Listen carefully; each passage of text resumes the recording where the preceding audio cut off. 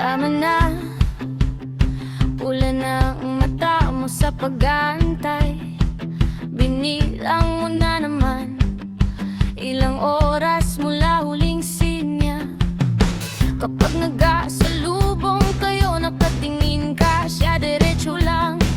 Kailan mo tatanggapin, hindi kanya iniisip kahit minsan.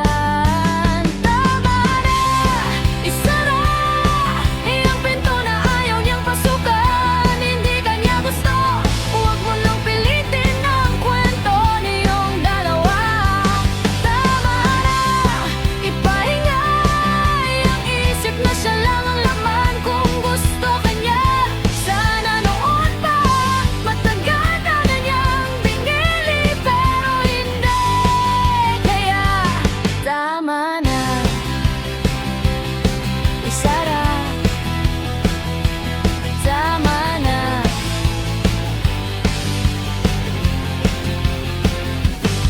Ilang gabing ikaw ang tanong, siya ang sagot na di dumarating.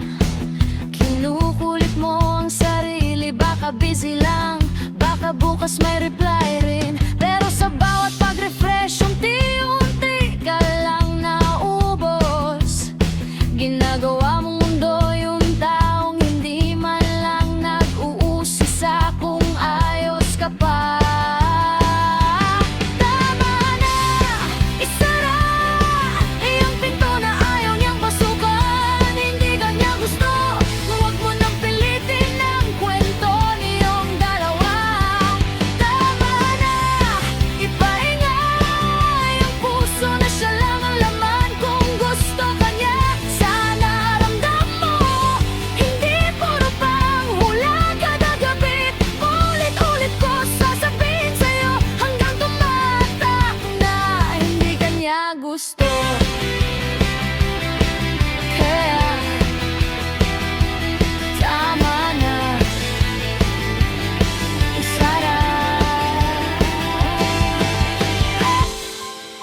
Hindi ka laruan, hindi ka pa nakiputas sa oras niyang bakante.